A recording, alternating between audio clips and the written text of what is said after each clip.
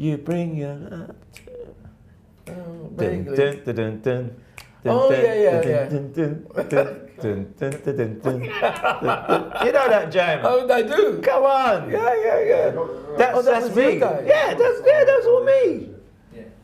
That's what you forget. Right. Yeah, we set them up. Yeah, we put 5 Star on the map with Nick Martinelli. Yeah, doing the production. We did it at Red Bus Studios. Right. Yeah, just around where Lee did all his stuff with Imagination. Yeah.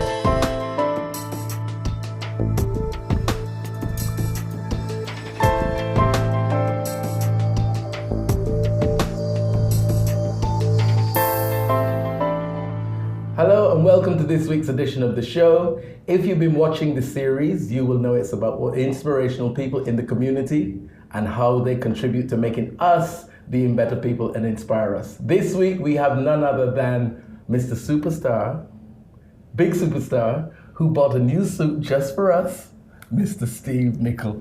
Hi, how are you? I did, that's the first time I've actually worn it. Took the tags off this morning, he told me. I actually did take the tags off this morning. Just for us. Yeah. How have you been? I've been very, very well, thank you. Now, it seemed that you disappeared from music for a while.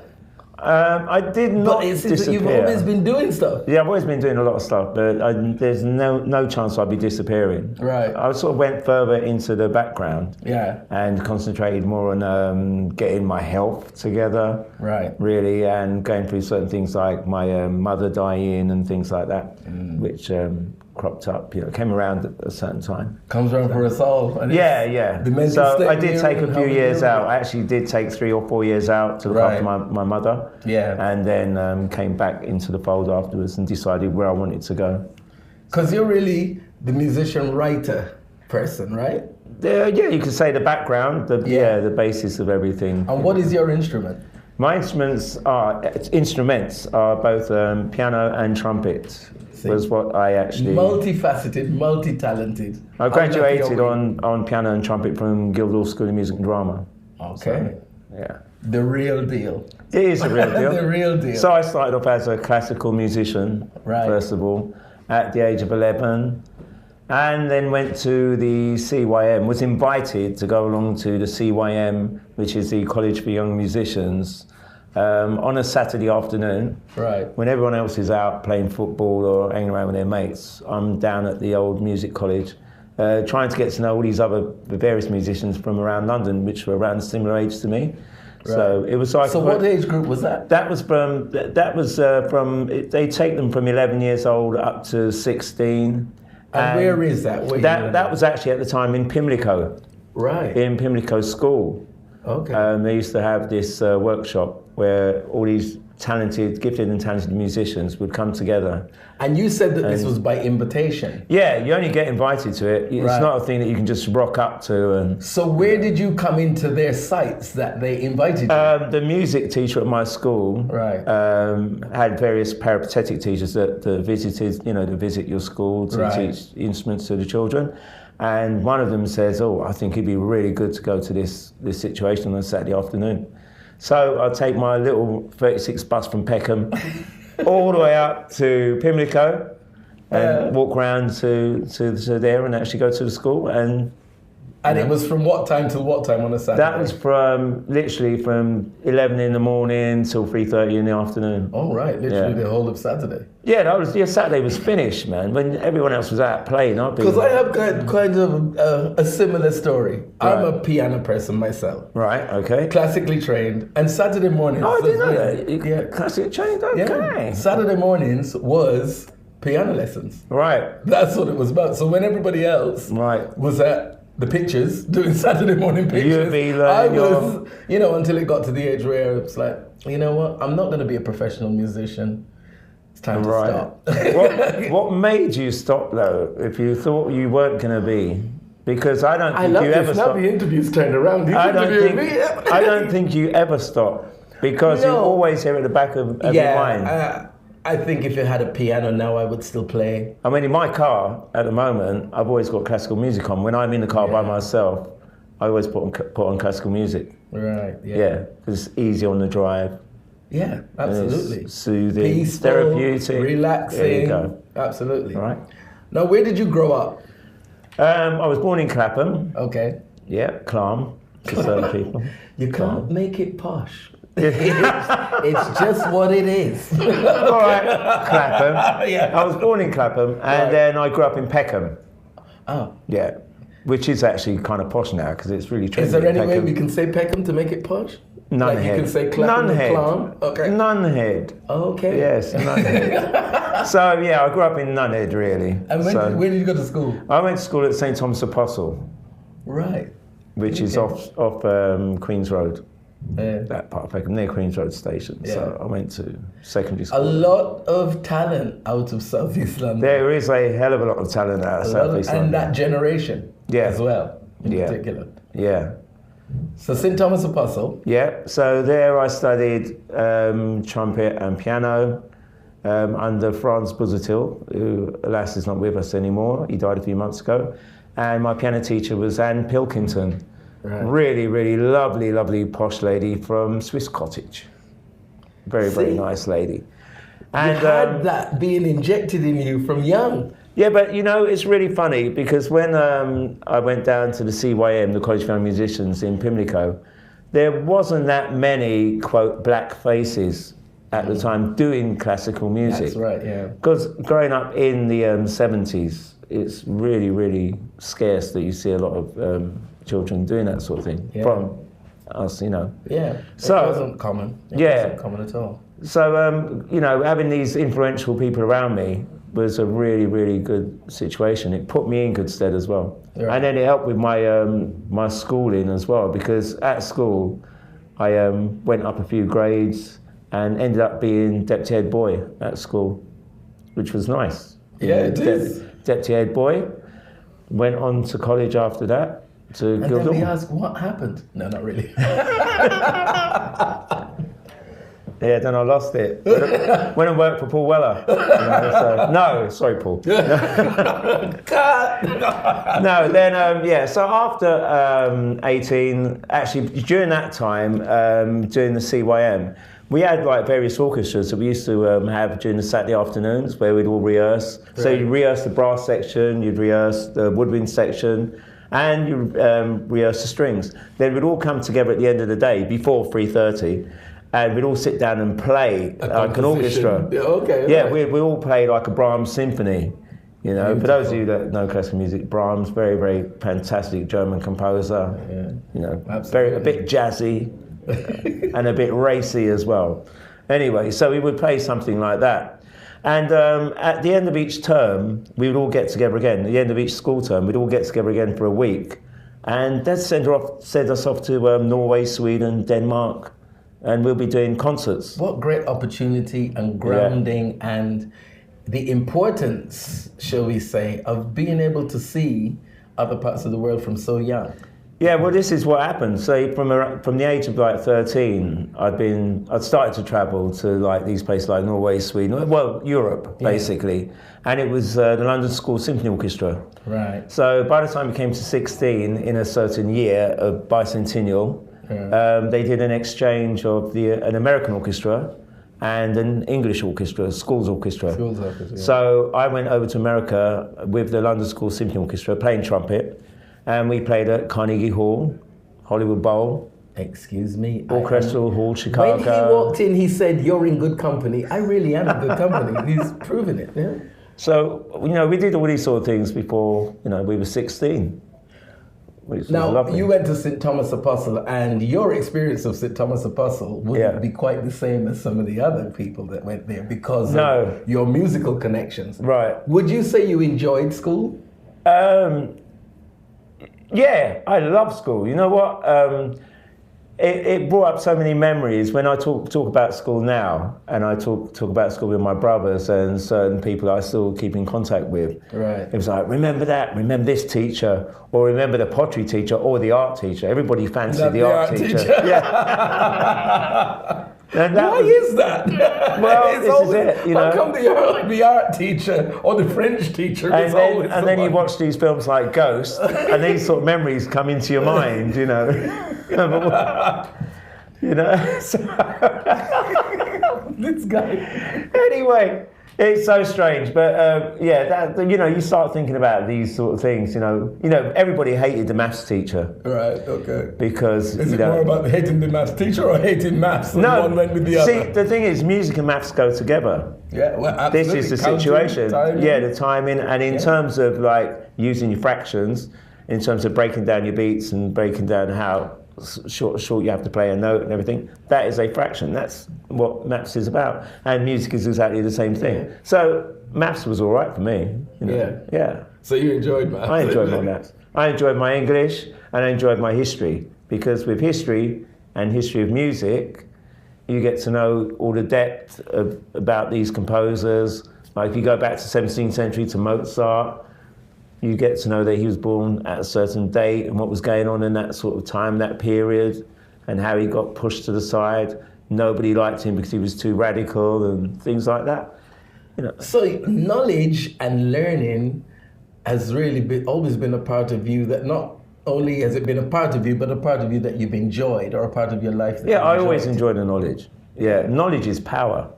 Absolutely. As far as I'm concerned. But a lot of people don't get that. And even when knowledge is being thrown at them and they have the opportunity to absorb knowledge, they're too busy wanting to do something else and not absorb the knowledge. I think that, the more you learn and the more you appreciate, the more you travel, life becomes a lot easier, I think, because you start to appreciate things that are around you from different cultures and different people, different parts of the world. That is the beauty of it. I mean, we are all the same, basically, but we might live over there. Certain things are slightly different, but we will end up the same way. Fundamentally, we're all human beings living and breathing that love and need love. We all breathe the same air, and that's it. Yeah, definitely. And we all cut the same way. For sure. There we go. Was music encouraged?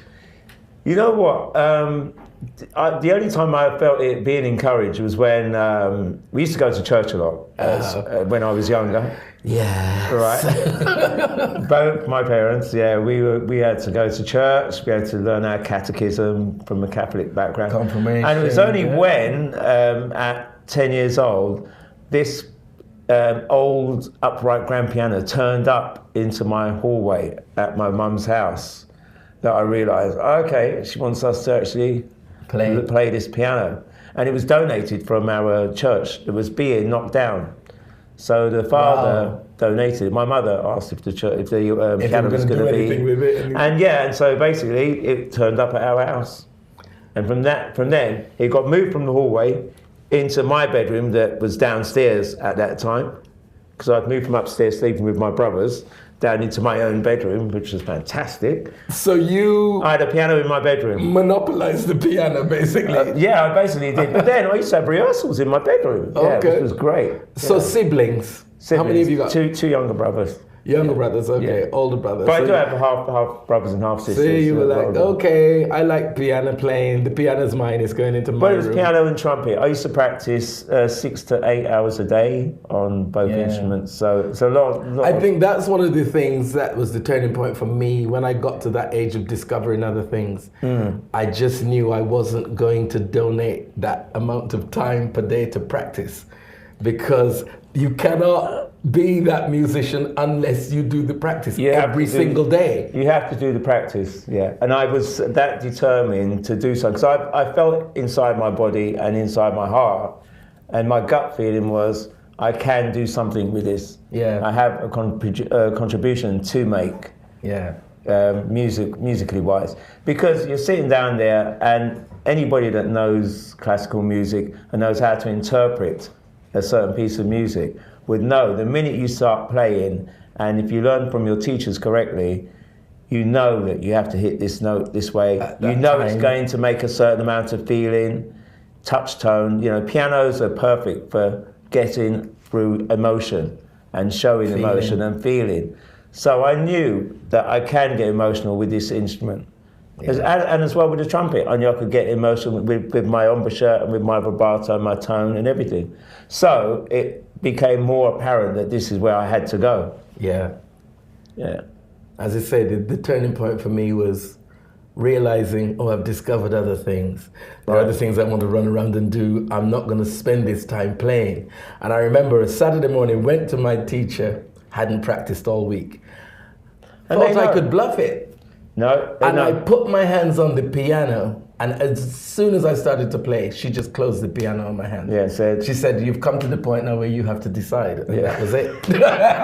It's she true. knew. Yeah, they do know. They do know. I mean, you know, if you have not practiced. Yeah.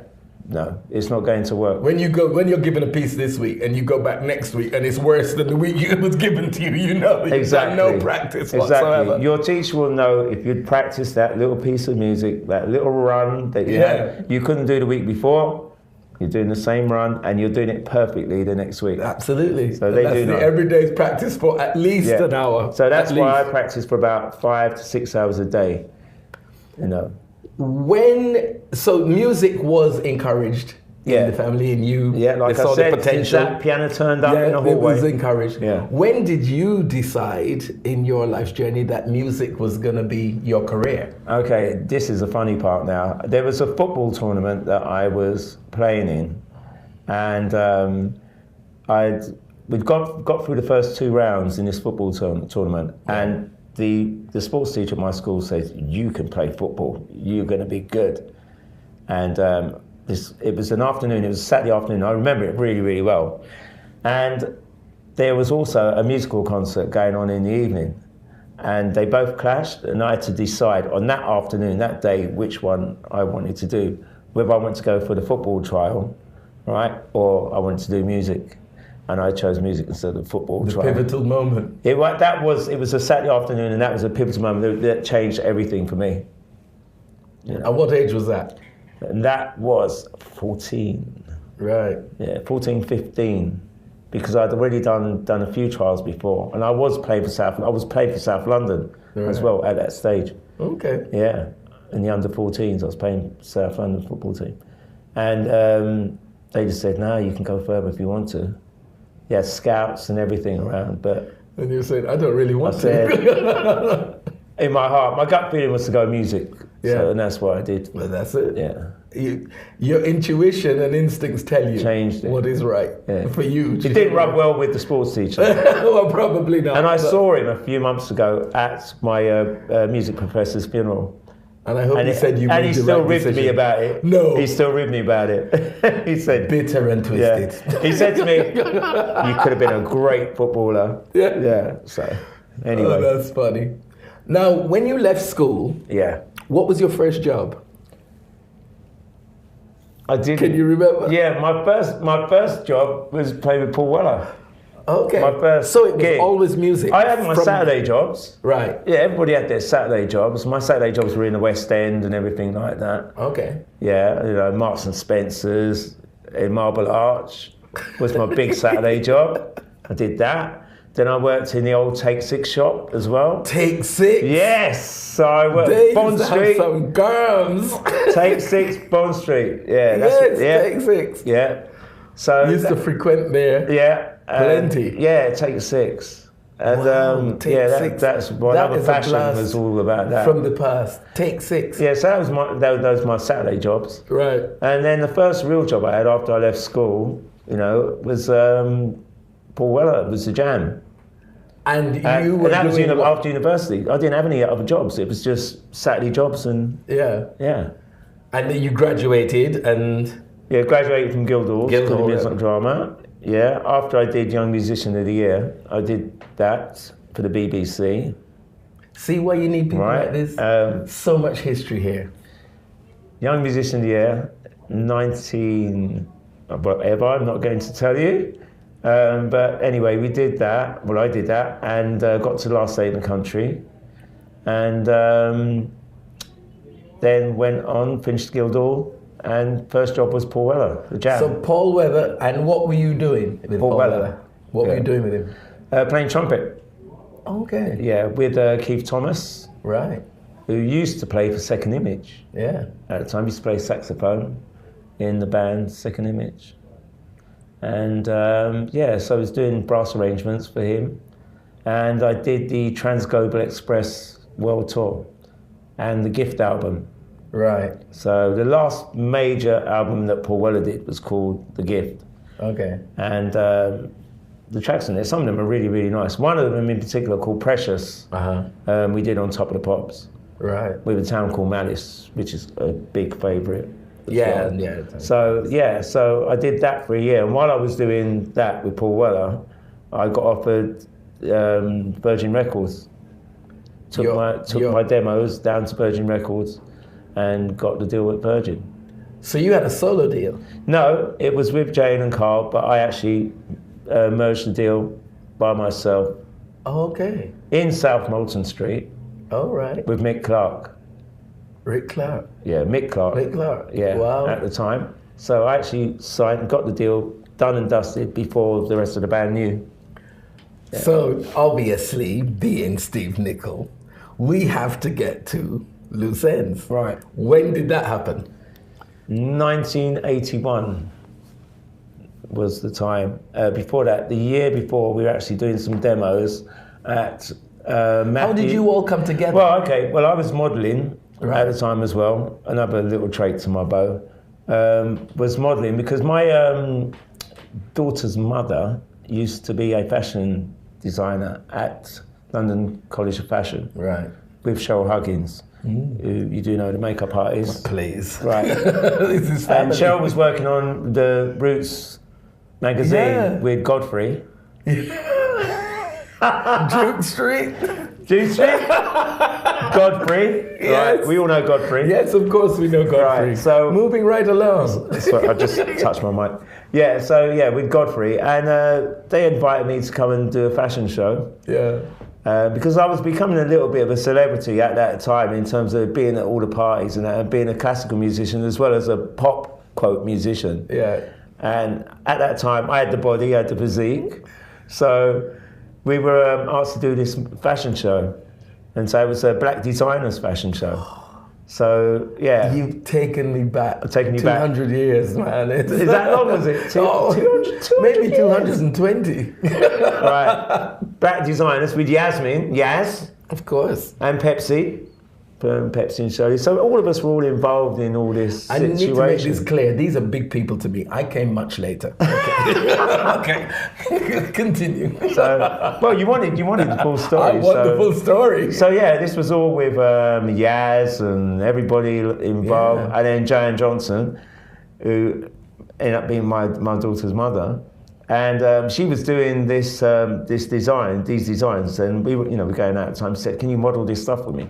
So her stuff got accepted for the Black Designers. So there was me, Paul Swaby, you know Paul, very well, right? So who's still got his own fashion company now and everything like right. that. So Paul and myself were the two guys modeling with all these girls with Jane Spencer. You're talking family here. Yes, it's all You're talking family here. So yeah, so this is where after this fashion show, Jane was there because she was a friend of Cheryl's. Yeah. And Jane turned up and I was talking with her, and I said to Jane, "How do you fancy joining and making a band?" And Jane said to me, "You don't really need to speak to me. You need to speak to that girl over there, Debbie, right? As in." Yeah. Georgie. Bambi. Yeah. At the time. And so basically, Debbie turned around to me and said to me, "No, you need to speak to Jane because Jane has got a better voice than I have." So that's how it all came about. Right. At this, after fashion show party. Right. That we all were at. And that was when I said, "Okay, let's do this." Okay. And this was one night. One click, light bulb went out, and I said, "Okay, let's do this."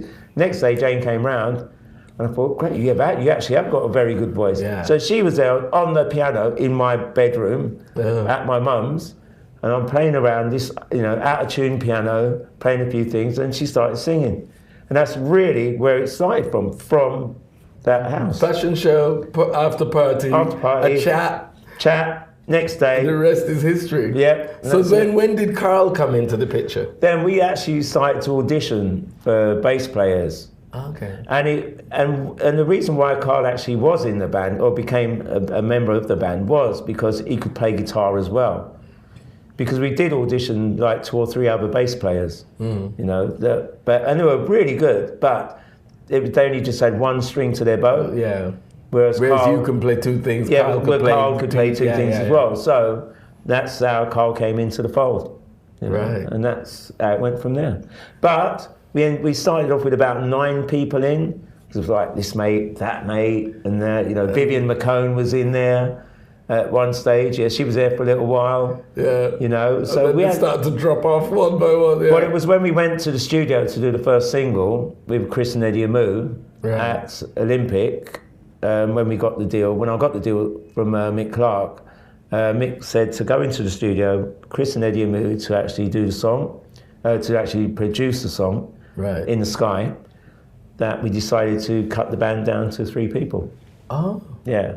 So there was a lot of bitter faces and stuff and a lot of, things going on that because time. when you get to that point with quite a few people and then I had to cut my brother out. As well, because he just at the point when it's now going to break big. You're having to cut those people off. I guess there would be a few sour faces. We had to be a bit ruthless. Maverick. And at the end of the day, they turned around to me and said to me, "Well, it's your gig, so you're the one that has to tell them." Thanks. And I did. I basically did. Yeah. But we're all mates now. We're all good people. Get over We're all grown up. Yeah, they're all good now. Do you know what I mean? It's nearly 40 years. 40 years. It's nearly 40 years. 38 years, something like that. Yeah. So your first big single? The first big one would be, if you discard the 3 singles prior to the Little Spice album, was Hanging on a String. Right. Yeah. And that's where everything just changed. Well, Hanging on a String wasn't meant to be the first single. Really? Yeah, after we recorded the album in Philadelphia, we were thinking of going with another single, but Simon Draper, who was the CEO of Virgin at the time, decided, no, that is the one I want. And he actually decided that was going to be the single. Do you think he made the right choice? Yeah, of course he made the right choice. Yeah, of course he did, yeah. Well, that's experience. That's why you had him. It's like he knows what... But the minute you got your CEO of a record company like Virgin that, is on your side, wanting to get involved into your situation, you're on a winner. Yeah. Because once you've got those people checking you out, instead of looking at Phil Collins all the time and the other bands like Culture Club at the same time, because you're all on the same label. And, at that time... They were still putting time and money into you guys. They're putting time and money into you. And also, you're watching the charts and the figures they put around the walls in the rooms, like they'd have a strip saying, this is how much Loose Ends has sold this month. And it's a little strip there. This is how much Phil Collins has sold, and it's going all the way around the bloody hallway and everything. And you're going to have to play catch up. But once you got them on your side, you tend to see the promotion and everything changes. So How did things move forward from there? Right now, it gets a little tricky because at the time Virgin did not have any distribution in America. Right. So they were going through MCA records. Mm.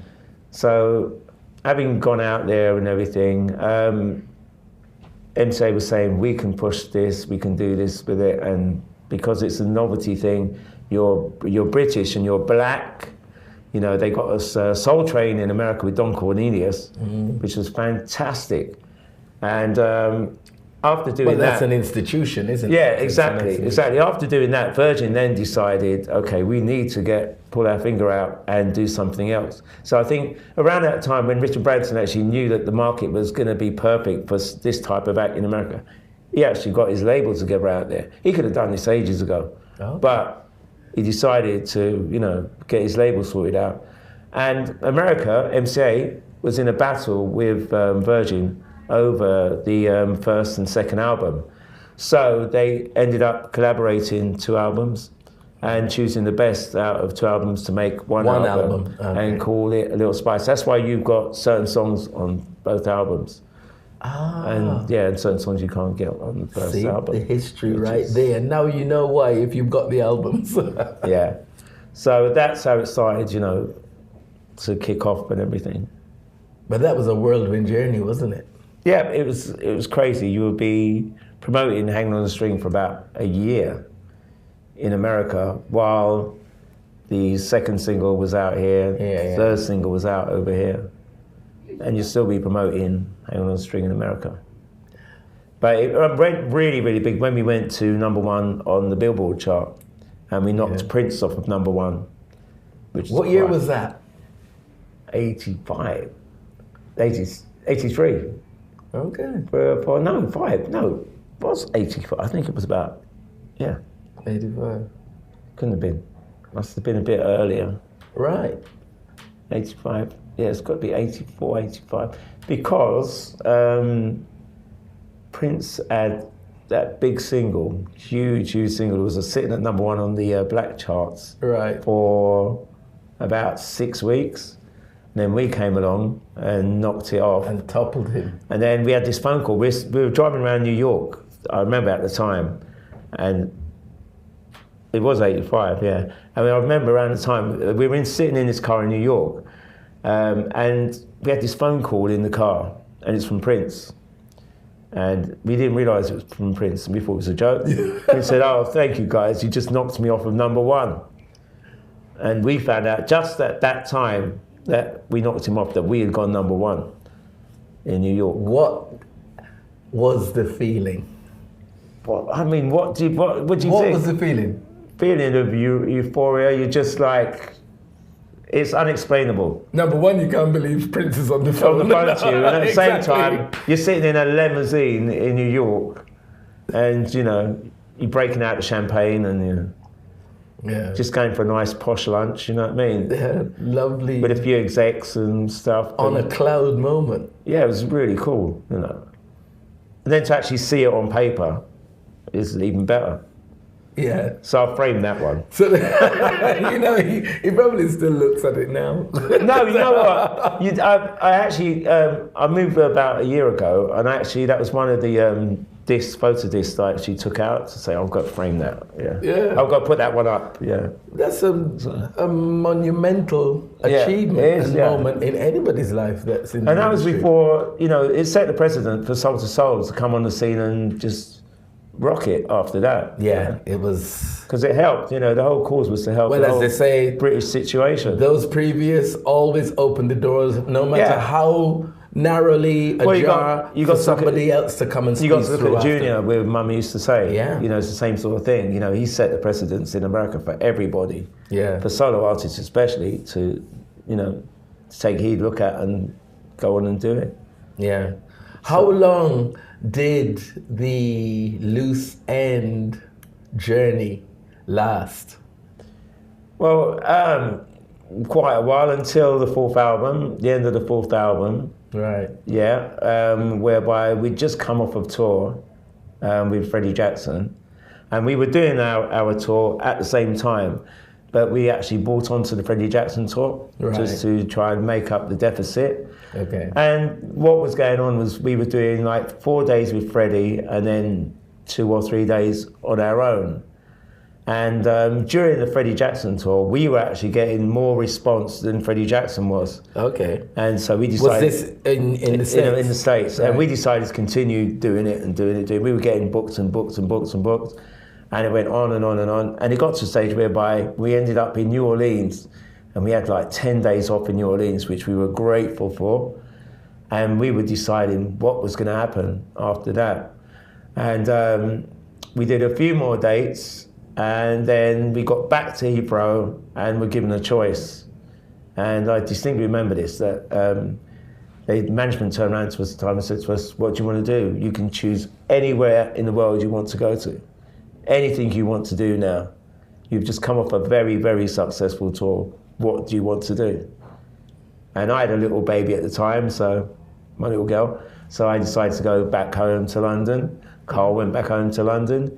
Jane turned around and went straight to LA. Really? Yeah, and that's exactly what happened. She literally turned around and said, "I'm getting on the next plane back to Los Angeles." Because she didn't have any real family, so back here to To hold her here. Hold her, yeah. Yeah, go out there and see what the opportunities are. If you're being told, you're standing at Heathrow Airport and they're telling you you've got a choice what you want to do, you know? So within a week, she'd gone back to LA. Wow. Me, I just got home, put my stuff in washing, got on a flight. As you do when you come back from home. I got on a flight to Hawaii. I thought, I'm holidaying now, yeah. And you all didn't think, well, we want this to go on for as long as it can? Oh no, we wanted it to, yeah, but we needed a break. You need a break after coming off such a grueling tour. Of course. You know, it was such a physically and mentally demanding.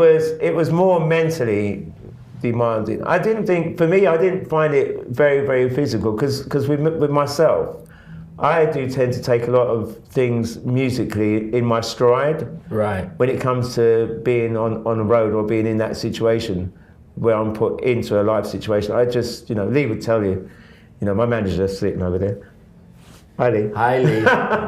Yeah, I tend to take things more in my stride because the challenge is there. If you can meet the challenge, then fine.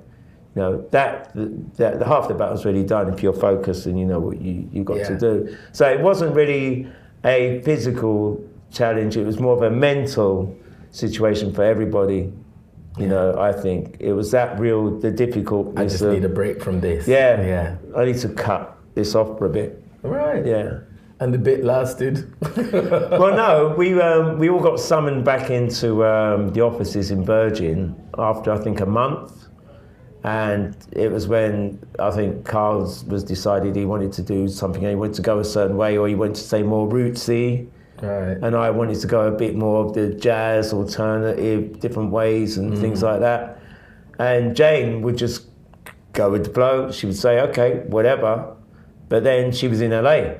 Right. And she wanted to hang out in LA and stay there. And I said, well, I'd go to LA. I don't mind, because I love LA. LA really agreed with me. Right. And I would go to LA at the drop of a hat, and I still do like LA. Yeah. And I used to do it, years after. I would go to LA all the time and love it. Yeah. And still love it to this day. Okay. But Carl would prefer to stay back to his roots and stay back in London. And everyone's different. Yeah, exactly. Everyone's Each different. to their own, so, So when that came to an end, what came next? I went to Paris. I got a job in Paris working with Matilda May, right. the French lingerie model. CBS actually phoned up Virgin and said, can we get Steve Nichol to do it? So I went over for 6 months, was doing that sort of run, and got her deal sorted, which was good for her. So at that same time, Thames Trent D'Arby was hanging about and all that, So that was a good little situation. Came back, did some more writing, and then just went back into myself, right. trying to sort my life out, as you do. Yeah. And at the same time, my mother was on a downer, downward spiral and stuff like that, health-wise. Yeah. And so I ended up, going back into like teaching and.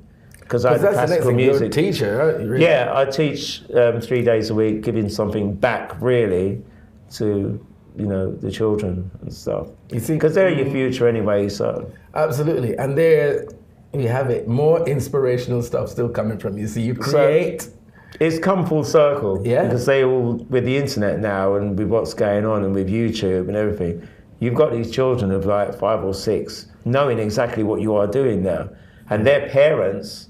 Are now following me, saying, wow, you kept that very quiet, Mr. Nichol, which is kind of very strange. So where do you teach? I teach at a little school in Orpington, right. Tubbenden, right. Primary school, yeah. So I teach music to year 1 up to year 6. And I mean, music is a love. Teaching is quite vocational.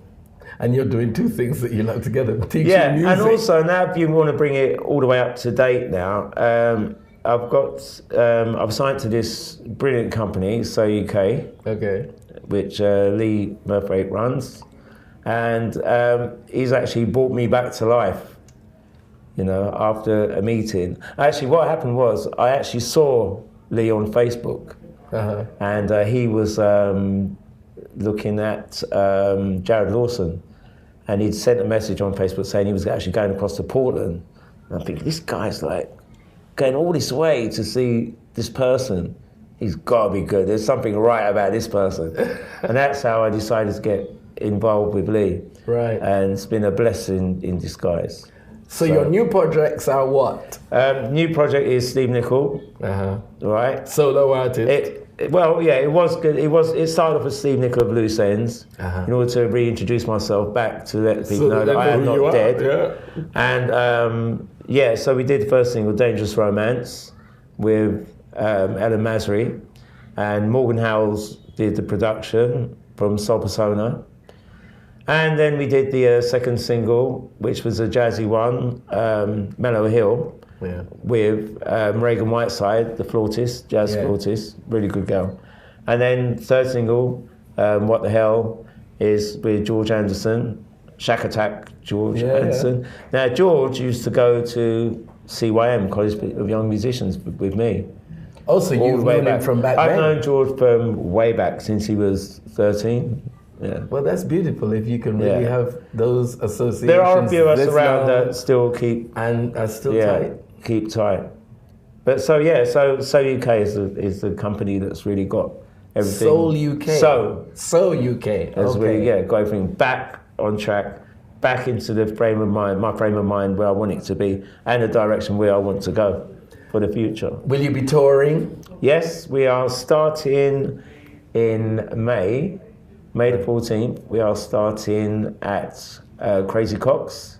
Okay. Yep, in town. Right. We are doing a little jazz outfit called In the Ends, and it's a small like combi, and it's all the songs that you don't see, that won't be performed by Jane and Carl out there, but it's unsung songs, like a real sort of unsung sort of situation. Oh, so they are all songs that were loose-end material. They're all loose-ends material. Right, okay. But they are songs that you would know, but you would have never heard them live. Not in this way, not in this version. And we have a very, very, very nice little setup going on. I'm quietly confident. I can see, as you're talking about it, this big smile is coming from inside. They are such a strong team. Yeah. I've got to call them my team. I've got to call them my team now. Your enthusiasm, as you're talking about it, it's like love. Because you know what? It's the love. I've got the love for them. It's in my heart. Everyone's surrounded. And it's been put together really by Lee as well. You know, Lee Soran said, you know, this one would be good in this situation. This would be good. But his concept was, this is how I see it going. In the end, is a concept, and I'm not going to say no to it because everything. Not. No, it's magic. We got a magical situation. And your music, you are. Yeah, it's my music, but it's also sounding different. It's also sounding fresh. Yeah. The songs are sounding completely fresh and fresher than. Different arrangements. The arrangements are similar, but because of the live situation and the new approach. So tell us again where this is and when it started. The first one is May the 14th. May the 14th. Yeah, in Crazy Cox. And where is Crazy Cox? That's Barzill. Yeah, that's in Soho, I think. And then you've got on June the 8th, I think we're in Birmingham. And then June 15th, we're in Maidstone. And then we go to, on July the 6th, we are doing a thing called Tubstock, which is at my school. Wow. Which is going to be like a Woodstock festival. Okay. And it's just going to be a small little festival, Tubstock Festival, between 4 and 8 on a Saturday, the 6th of July. And then on the 19th of July, we finish at the Pizza Express in Holborn. Oh, yeah. That seems to be a popular venue. Yeah, that's the flagship for the gigs at the moment. All right. So, and then after that, we finish on the Margate Soul Festival on the 4th of August. So, back to touring life. Touring life. Yeah, gigging, touring. So it's all good, all good. We all love it. A busy boy. Yes, and trying to put in a few nice interviews like with you. We're not nice. We're above nice. Yeah, all right, exceptional then. That's better. Nice is such a nondescript word, isn't it? Yeah, well, okay. I'll change that. Exceptional. And nice people to be around, or exceptional people to be around. Busy boy that you are. Yeah. What does Steve do to look after himself? You know what I do in the morning? Firstly, meditate or something. No, you always have to give you 15 minutes meditation at some stage. I actually meditate walking on the way to work out Orpington Station in the morning. It takes me 15 minutes to get you through it. No, 15 minutes to walk to school. But no, I do meditate by playing. I play, and that's my therapy. All right, I do play every day, so that is my therapy. But I do my press-ups every morning. I have to do that. And, basically I make my own ginger tea. I have to make my own ginger tea because that, to me, it purifies, cleanses the body. Cleansing, absolutely. So that's what I do at the moment to keep myself, fit. Looking lean and young. Got to look. And fitting in these nice threads. Yeah. That I cut the tags off today. Just for us. Cut the tags off today, just for you. And that is no lie. I feel underdressed. I thought, come casual. Come on. Leave us with an inspirational message. How would you encourage others? My favourite one is, you're a voice, not an echo. Nice. Yeah. That's always been my line. You are a voice, not an echo. There you have it. And it's not cryptic, it's as simple as anything. Yeah. You're a voice, not an echo. Yeah. Thank you so much for joining us. Pleasure. It's an absolute pleasure. This is family, long time. Yeah, long time. Long time, man. Bridging. That's right. That's Bridging. right. Thank you for taking the time out of your busy schedule to come and see us. You're welcome. I know, and you're looking sharp. I've got to up my game next interview. I've got to up my game. I've got a few more of these in the closet. So. I don't think they'll fit me. My legs are too big. Okay, guys, thank you for joining us. If there's anything that resonates with you in the show, please drop us a message on the website. We love to hear from you. Get involved, and thank you for watching. See you next time.